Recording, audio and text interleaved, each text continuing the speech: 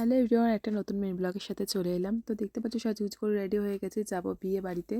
তো চলে এলাম বিয়ে বাড়ি। তো এখানে এসে দেখলাম খুব সুন্দর ডেকোরেশন, আর বিয়েটা ছিল আমাদের পাড়ারই এক দাদার বিয়ে।